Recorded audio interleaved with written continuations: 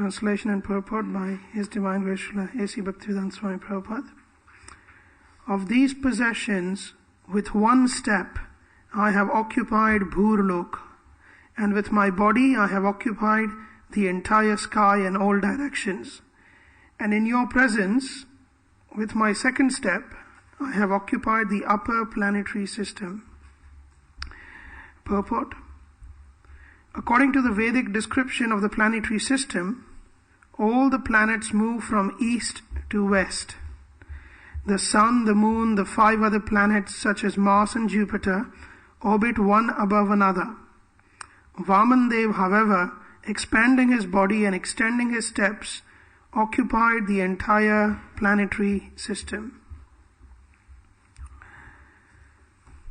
Om Jnanathmirandasya Jnananjana Shalakaya Chakshurun Militam Yena Tasmai Shri Gurave Namaha Shri Chaitanya Manobhishtam Sthapitam Yena Bhutale Swayam Rupa Kadamayam Dadati Swapadantikam Vandeham Shri Guru Shri Yuta Padakamalam Shri Gurun Vaishnavamscha Shri Rupam Sagrajatam Sahagana Raghunathan Vitam Tam Sajivam Sadvaitam Savadhutam Parijana Sahitam Krishna Chaitanya Devam Shri Radha Krishna Padan Sahagana Lalita Shri Vishakham Vitamscha He Krishna Karuna Sindhu Dina Bandho Jagatpate Gopesha Gopika Kanta Radha Kanta Namostute Tapta Kanchana Gaurangi Radhe Vrindavaneshwari Vrishabhanu Sute Devi Pranamami Hari Priye Vancha kalpatarubhyascha kripa sindhobhya eva cha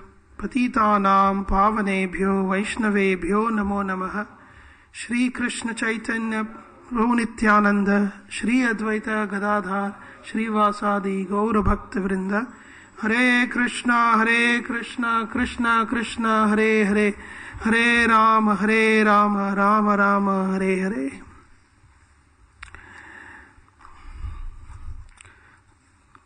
Thank you very much for giving me this opportunity to come and serve you by speaking on Srimad Bhagavatam. I'm really honored to be here and also a bit nervous and scared being in front of so many senior Vaishnavas and Vaishnavis, Kulangana Mataji and Kanhaiya Prabhu and so many others. So please forgive me if I speak anything which is out of order. Please correct me. Okay, so I've been asked to speak on 3 verses. The previous 2 don't have a purport. What I thought I would do is speak about these 3 verses in relation to the commentaries of some of our previous acharyas, and I've picked up the commentaries of Srila Sridhar Swami, who is the original commentator of Srimad Bhagavatam, Vishwanath Chakravarti Thakur, who is none other than Rupa Goswami, and Vishwanath Chakravarti Thakur is actually Radha Gokulananda is his dear deities, so very, very special to be here in Radha Gokulananda. And then Veer Raghavacharya was an acharya of the Ramanuja Sampradaya, and Srila Prabhupada mentions him many, many times in Srimad Bhagavatam purports. Also Vijayadvaja was another acharya who was from Madhva Sampradaya, and Jiva Goswami in his Sat Sandarbhas glorifies Vijayadvaja extensively. So we will go through some of the important points given by these acharyas, and of course Srila Jiva Goswami. And then we will discuss we'll have a few discussions based on other finer aspects which Srila Prabhupada points out in all his wonderful purports. So these acharyas generally have given us so much information so that we can understand and appreciate and know Krishna truly. As Krishna says, Dharma Samsthapanarthaya, he appears to establish religion So what religion is that? That is Bhagavad Dharma. To establish the religion of Bhagavad. How to serve Bhagavan. And the Acharyas follow in their in his orders, and they also establish the same. And we are indebted to Srila Prabhupada for giving us in his wonderful purports, Bhaktivedanta purports, the cream of all the commentaries exist. So there is nothing there that is missing in Prabhupada's purports and Prabhupada's books in general. And by going through these commentaries of these Acharyas, we simply appreciate Srila Prabhupada's purports more. So that is my intention in going through some of these commentaries. So verse number 29 says, Padani Trini Dattani. You have given me Padani, steps, Trini, 3, Dattani you have given. So Bali Maharaj has given him 3 steps. Bhume Maiham Tvaya Asura. Hey Asura.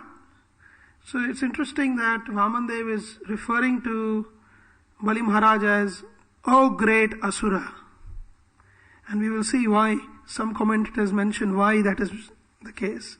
Bhumer Maiham Tvaya means you have given me the land of 3 steps. And Dvabhyam in 2 steps. Kranta, I have crossed. Mahi Sarva, the entire land. This is 2 verses previous to this. So this is 29. It's not here. Tritiyam Upakalpaya. Tritiyam, the 3rd step. Upakalpaya. Think about it, what you will do. You said you will offer 3 steps. First step I occupied on land. Second step I have occupied on the Swarloka. Now, what do you do with the 3rd step? Think about it. Upakalpaya. So the Acharyas comment, first of all, Padani Trini Dattani. You have offered 3 steps. So Vishwanath Chakravarti Thakur says, Dasyami iti pratishrutani. Pratishrutani, you have given me a vow that you will give me, Dasyami, you will give me 3 steps. And by saying this, the Lord is reminding him of his vow. He is reminding Bali Maharaj, just in case you are going to change your mind. Yeah, you already told me you will give me 3 steps. And Bhumer Maiham Tvaya Asura. So some of the Acharyas comment, Asura is mentioned as Dushta Jati Vishesha. Dushta Jati means the lower species. So Bali Maharaj is reminded here, there are two aspects to referring to Bali Maharaj as Asura. One is that Bali, you are Asura. You are born in the family of the great demons, like Prahlad, Virochana, your father, Prahlad, your grandfather, your great-grandfather Hiranyakashipu, and his brother Hiranyaksha. You are born in this great Asura family. However, this is a special Asura family. Because although born in Asura, with Asura tendencies, you have shown your devotion to me. So don't fall back on your words. This is one aspect. Dushta Jati Vishesha. And the other aspect is that you are an Asura after all. Asura means Asushu Ramate iti Asura. One who enjoys Ramate. Asushu, in fighting, in deceiving, in throwing weapons, and in not following one's words. So if you want, you can turn back and say, well, I said I will give you 3 steps, but I changed my mind. So the Acharyas take 2 positions. By referring Asura, the Lord is giving him a chance to ascertain his motivation. And Vishwanath Chakravarti Thakur says, when it says Dvabhyam Kranta Mahi Sarva, I have in 2 steps taken up the entire land, Mahi. Vishwanath Chakravarti Thakur clarifies, by Mahi it means everything that you possess. I have not left anything. I have taken everything you possess. And Tritiyam Upakalpaya. So all the acharyas, they say, for the third step, Upakalpaya. Literally, Upakalpaya means prepare for it. No, prepare for the third step. Prepare what? Think where I would put the third step. And Srila Prabhupada's word for word translation is also very, very sweet. He says, Upakalpaya, now find the means of where I put the third step. And the next verse clarifies how much portion has Vamandev captured through his two steps. And the way it is clarified is by mentioning what was the range of Bali Maharaj's possession. So the next verse goes, Yavat tapati asau gobhir. Now, Jiva Goswami only bothers to comment on this verse, and he says, asau means Surya. Yavat tapati, as far as the heat goes of the sun, gobhihi, the rays and the heat goes of the sun, yavat induhu sahodubihi, as long as Indu means moon and Saha Udubihi means the nakshatras. As long as the nakshatras and moon shine, as far as they can shine. And Yavad Varshati Parjanyaha. Parjanyaha means rain. Yavad Varshati means as far as the rain goes. So you can imagine, as far as the sun shines, even according to modern astronomical calculations, the sun shines 93 million miles. The shine of the sun. So you can imagine how far Bali Maharaj's kingdom was. And this is modern calculation. Of course, 125,000 yojanas is what the Lokalok mountain radius is, which is what is mentioned in 5th canto. So that's what Bali Maharaj's realm was, according to Vishwanath Chakravarti Thakur, and we'll see on the comment on this verse, he'll mention that. And Tavati Bhur Iyam Tava. How far is your expense? Tavati, as far as the heat of the sun goes, the light of the sun goes, as far as the moon and the nakshatras are visible, and as far as the rain goes, that is your realm. And the next verse, which has quite a few commentaries, and we can appreciate that Srila Prabhupada also only comments on the third verse, which is exactly in line with what all the other acharyas have done. So in this, Veer Raghavacharya says that when Bali Maharaj is saying that I have captured all your land, Veer Raghavacharya clarifies, Bali Maharaj did not even leave a single speck. Veer Raghavacharya uses the word parichedya, which means Vamandev expanded his body in such a way, and it's hard to imagine, but he expanded his body tall and broad in such a way that not even one spot of the universe was remaining. It was all occupied by him. And he said, everywhere my body touches, all that is mine. And it's hard to imagine how his body expanded that way. So, then, the next verse, which is this verse, says, Padaikena maya krantaha. Pada ekena, just by one step. Now he's clarifying. So, Vamandev is again clarifying the position. And he is also taunting him.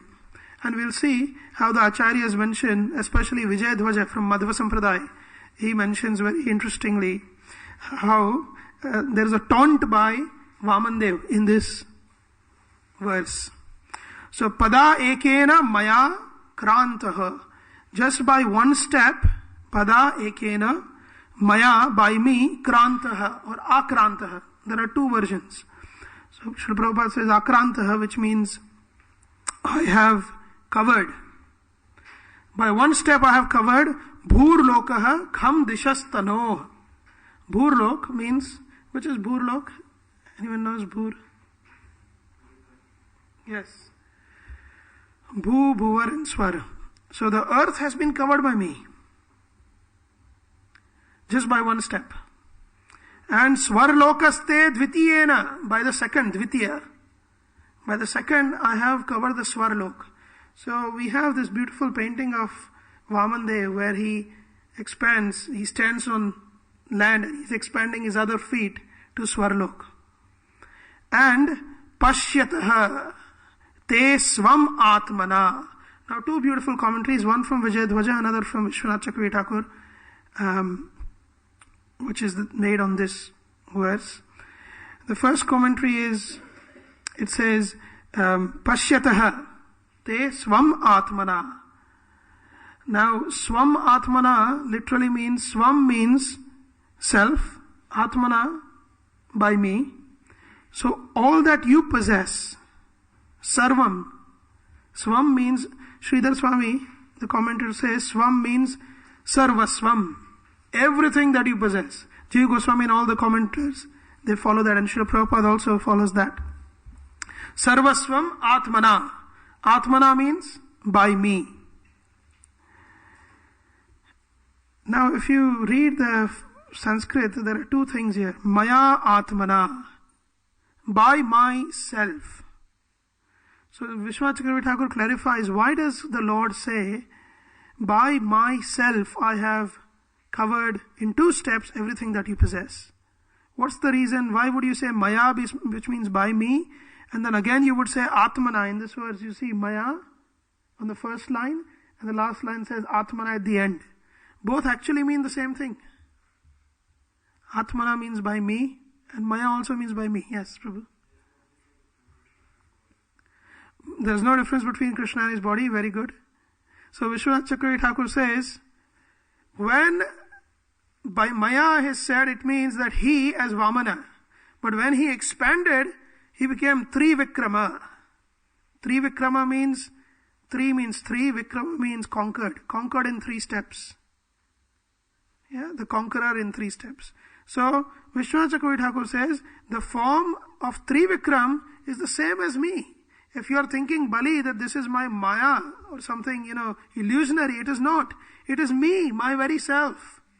So, Maya Atmana, by my very self, as Trivikrama, I have conquered all your possessions. And Vijay Dhwaja says very wonderfully, he says, Pashyataha te swam atmana. Pashyataha.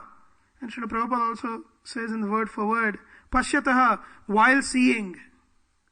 Vijay Dhwaja takes a little different direction. He says, having seen in front of your eyes that I have taken everything, come on, do something. Fight with me. Oppose me. Stop me. You see, if somebody takes something from us when we are away, if we are away on a holiday and there's a burglary at home, it's shocking, but it's done. It's happened. But imagine we are there and somebody is, at gunpoint or somehow, they're robbing us completely, and imagine they take everything that we possess. Our house, everything, This really is instigating. And Bali is Asura. He is already referred to as Asura. Asushu Ramate Bali. You are supposed to be happy with fighting. So come on. So Vijay Dhwaja Madhvacharya Sampradaya, he takes this position. He says, the Lord is instigating him. The Lord is saying, come on, do something. Kick me, hit me, push me back. Stop me. But Bali Maharaj, not interested. Why? Because he understands this is the same Supreme Lord who was, who gave his mercy to my grandfather, my father, my great-grandfather. So, these are the commentaries. Now, there is one more piece which is in Srila Prabhupada's commentary, which we will discuss in the purport.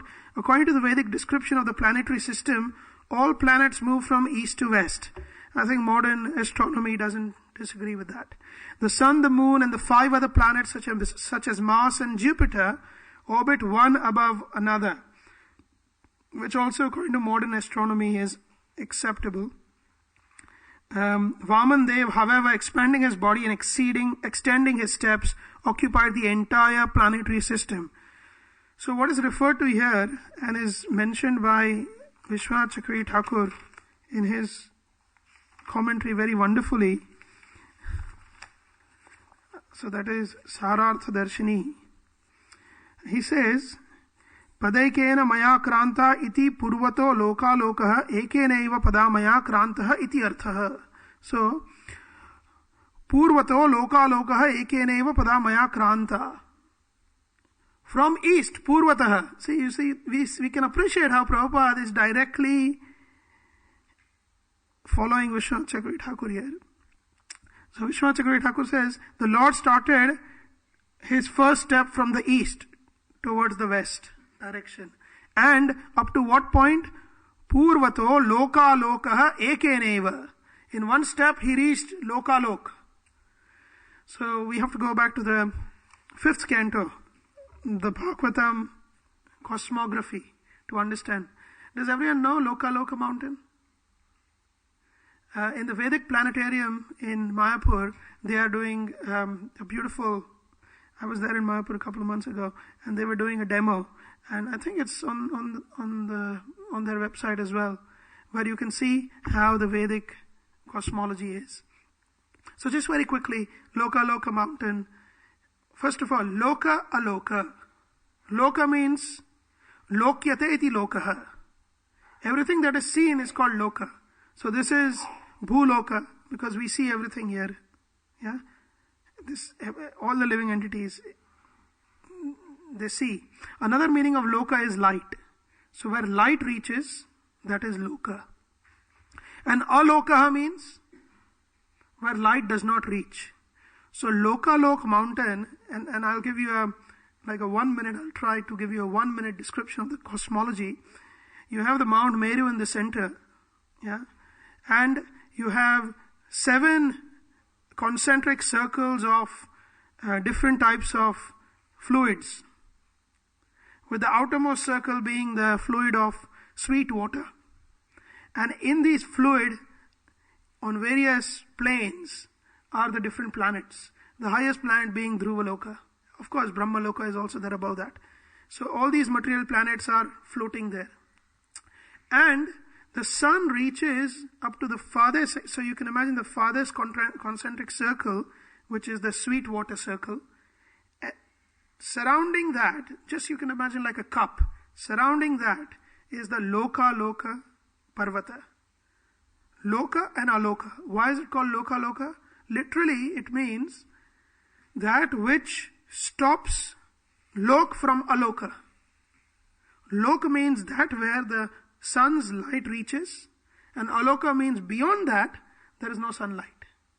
So the sunlight is restricted by that cup-shaped mountain surrounding all these 7 concentric circles. And that mountain is made of golden color. It's actually probably made of gold, Hiranya. And because it's gold, the sun rays reflect back. And in fact, if we go through 5th canto cosmology, and it's very, very interesting and very technical as well. But for example, Veer Raghavacharya says, and that commentary is followed by Vishwanath and Jiva Goswami. He says that there is not one earth planet. There are 2 earth planets even within this universe. One is the reflection which you see from Loka Loka, and that reflection is much more larger. And so in the Bhagavatam, the measurement of the earth planet is twofold. One is the current earth planet that we are on, and the other is the reflected. So you can imagine on a convex shape, when there is a reflection, the image will be much bigger. Yeah? So these kind of wonderful descriptions are there. So Lokalok mountain is also mentioned in the 10th canto. I'm just thinking now, it's mentioned in the 10th canto, probably it is chapter 89 or 90, where after Ugrasen Maharaj is ruling Mathura, Arjuna and Krishna visit Mathura. And there was a family of Brahmanas, where the Brahmana Patni is trying to procreate, trying to give birth. Yeah? And the Brahmana Patni, she is unable to deliver children because as soon as the children are delivered, they die. So the Brahmana comes to King Ugrasena and says, because of your bad karma, in your kingdom, the children of Brahmana are dying. So just imagine the situation in those days where the king was blamed for, or rather responsible for, the entire population. So, of course, this happens 9 times. And when it happens on the 9th occasion, the Brahman comes and tells Ugrasena, Arjuna and Krishna both are there in the court. And Brahman comes and says, it's because of you, O king, that my children are dying.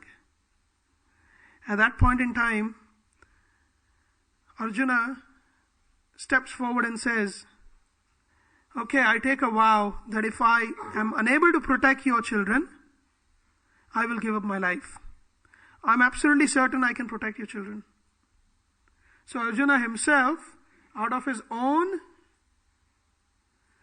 believing in his own self, his own ability, he says, I will be able to protect your children. And as a result, what he does is he forms a bed of arrows, like an umbrella of arrows, covering the place where the Brahmani, the wife of the Brahmana, is going to give birth. And the wife of Brahmana gives birth to the 10th child. As soon as the child is born, he then disappears. Arjuna becomes really upset. How could this happen? How could somebody just, bypass my shield of arrows? And Arjuna then follows and goes to Yamaloka, to Yamraj. And having gone to Yamaloka, he asks Yamraj, where is this child? And Yamraj says, well, he never came to me. He must have gone beyond the Yamapuri. And so Arjuna wants to go ahead beyond Yamlok. And Krishna accompanies him. And when Krishna accompanies him, he goes beyond Yamlok to the final point of the material universe. The final walls of the material universe is Loka. Actually, even according to modern astronomy, beyond the beyond the Milky Way or the current universal limits, there is matter which is called as black matter. It's black. Radha Gokulan Bhagwan ki jai, Sita Ram Lakshman Hanuman ki jai, Nitai Gauranga ki jai. So, that is the outer boundary. And when Arjuna and Krishna reach Loka mountain, then Arjuna is asking Krishna, well, where is this child of the Brahman? Where is he gone? We've searched everywhere. We can't find anywhere. So Krishna says he's beyond this. He's beyond this point of Loka. So Krishna and Arjuna go beyond. And there's one very interesting thing mentioned in the 10th canto, that when they go beyond, they can't see anything. Well, especially Arjuna can't see anything. Krishna, of course, being the Supreme Personality of Godhead, is able to, And so, to facilitate Arjuna to go forward, Lord Krishna asks his Sudarshan Chakra to, shed some light. So with his Sudarshan Chakra, the Lord gives the light, uses it as a torch. This is the only place we find Sudarshan Chakra being used as a torch. As a torchlight. And using that, they reach the outer boundaries of the Shir Sagar. The Milky Ocean. And then they reach Lord Mahavishnu. And there Mahavishnu says, and then Arjuna understands that, when Mahavishnu pays obeisance to Krishna, he understands that Lord Krishna is the Supreme. And Lord Krishna then says, just because you said you were able to, you still had this feeling that you, out of your own ability, would be able to save these children. And Arjuna says, yes, without you, there is no ability. And then they find the son there, and they bring him back. So, anyway, this is the only interesting mention of this Loka mountain. So when Prabhupada says in the commentary that the sun, the moon and the fire, the planets such as Mars and Jupiter orbit above one another, and Prabhupada says all the planets move from east to west. What Prabhupada is mentioning is the outer limits of Loka complete. And that was the realm of Bali Maharaj. So Bali Maharaj ruled everything up to the outer limit of Loka mountain.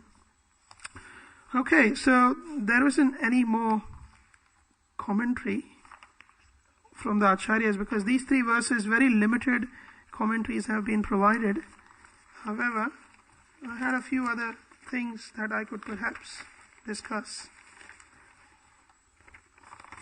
And so I think we have about 5 minutes, 10 minutes. So we would, what I would like to do is just refer to the names of the Lord. There are 3 names that are prominent, and these names appear in the Vishnu Sahasranam as well. The name Upendra, the name Trivikrama, and of course the name Bali. So very quickly, Vamana as well. So 4 names. We may not be able to do Bali, but we'll do Vamana, Upendra and Trivikrama. So anyone would like to say anything about Upendra, what Upendra means? Younger brother of Indra. Any other? That's correct, absolutely. Huh? Near to Indra. Yes. Close to Indra. So if one refers to Amar Kosha dictionary, which Srila Prabhupada refers to millions of times in his purports, Amar Kosha dictionary is one of the ancient dictionaries of Sanskrit. The ancient commentators, Kshir Swami and others, they say Upendra means Upagataha, Indram Upagataha, which means one who assisted Indra. Why? Why did he do that? Anujatvat, because he was Anuja. Anuja means born after. Ja means to be born. Anu means after. Because he was born after Indra, that's why he assisted Indra. Upagataha. That is why he is called Upendra. So Upendra is he who is born after Indra, as a younger brother of Indra, and who assisted Indra. So both the meanings are correct. Now, we all know that Aditi Devi, she was very upset after Bali Maharaj acquired all the heavenly planets and drove out the demigods. So she prayed and she did the 12 days Payovrata, milk fast. And after that was born Upendra from her, Vamandev. But the Acharyas give another wonderful commentary. They say, Indrasya Upari. Upari means, in English there is a word, upper. It comes from Sanskrit, originates from Sanskrit, Upari. So upper means above. Indrasya Upari Indraha. He is Indra above Indra, the Lord of Indra. Indrasya Upari Indraha iti Upendraha. This is the beautiful commentary. The Acharyas, they say, that is why he is called Upa-Indra, because he is above Indra, Upari Indraha. And as we know, Lord Krishna, he crushed the pride of Indra, the lifting of Govardhan hill. And there are many other pastimes. So, that is the meaning of Upendra. And Vamana, anyone wants to say what Vamana means? Huh? Dwarf. Yes, dwarf is literal correct. So, very interesting, Vamana, the word Vamana comes from the root Vam, from which the English word vomit originates. So very puzzling. You know, we have the word vomit in English. In Sanskrit, if you say he's vomiting, you'll say Sa vamanam karoti. Sa vamanam karoti. Vamanam is vomiting. He's vomiting. So vama, vomit.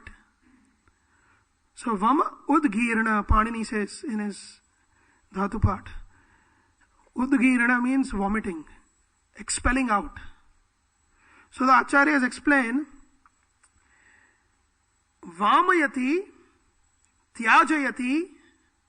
Tyajayati means to cause to give up. Balim madam. He who causes Bali to give up his madness or his pride.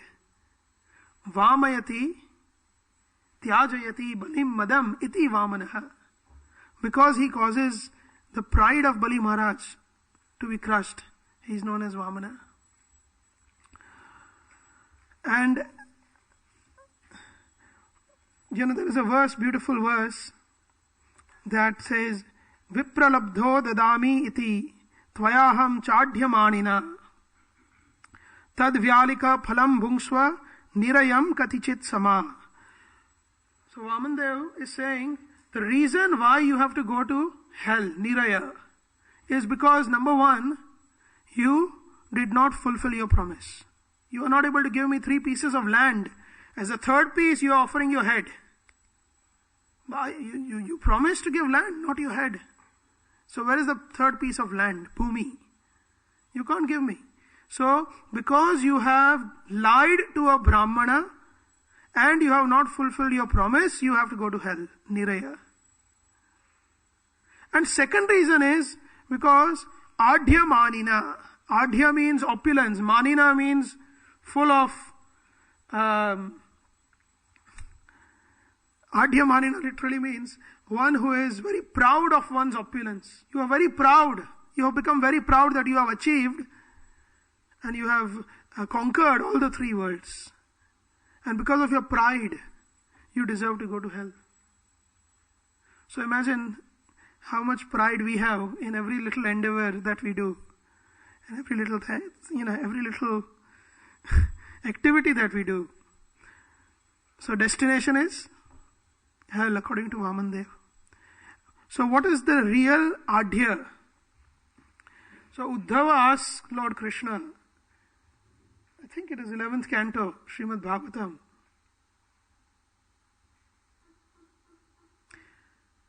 Yes. So Gunadhya hi Adhya uchyate. Lord Krishna is giving definition of Adhya, opulence. What is definition of opulence? True opulence. Gunadhya hi Adhya uchyate. Lord Krishna's words. Like Bhagavad Gita, Krishna says, in 11th canto, Krishna is saying, Guna Adhya. Guna means quality. Transcendental quality. Possessing transcendental quality is the only real opulence. So the only real opulence we can work towards, or we should be wanting to possess, the real opulence, is the 26 qualities that a Vaishnava has. These 26 qualities were described by Chaitanya Mahaprabhu. In Madhya Leela it is mentioned at the Shashwamedh Ghat in Varanasi to Sanatana Goswami. 26 qualities of Vaishnava. And that is the real opulence. Every other opulence that we see is not considered to be opulence by the Lord. Gunadhya hi adhya iti uchyate. The Lord Himself is defining what is true opulence. The second definition of Vamana is Vamo asya asti. Vamaha means beauty. Asya means whose, asti, who possesses. He who possesses beauty. And when Vamandev entered the Yajnashala of Bali Maharaj, there is a beautiful verse which says, Yajmanaha pramudito. Yajman Bali pramudito. He became completely stunned. Who is this beautiful boy? Who is this wonderful boy? Darshaniyam manoramam. His mind started dancing. Bali Maharaj's. Darshaniyam. Simply by having the darshan of this boy. Rupanu rupa vayavam. Rupanu rupa vayavam. His form was beautiful in every aspect. So Vamandev, although he was a dwarf, he was beautiful in every aspect. His eyes were beautiful, his nose was beautiful, his mouth was beautiful. That is mentioned in this verse. And tasma asanam aharat. And therefore, because he was so beautiful, so although Bali Maharaj was performing this ceremony, 100 Ashwamedha yajnas, and in between he did not want any interruption, you suddenly have this dwarf, little boy, entering the yajnashala. Now, as a standard norm, you would just say, hey, go out. However, the Lord was so beautiful.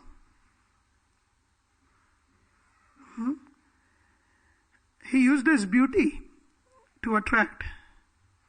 He used his beauty to attract. And the Lord attracts through his beauty. Krishna also means all attractive because he is so beautiful. Mohini Murti also is all attractive. So she, in fact, Vishwanath Chakravarti Thakur in the very first commentary of the very first verse, he compares Bhagavatam, Srimad Bhagavatam to Mohini Murti. Vishwanath Chakravarti Thakur.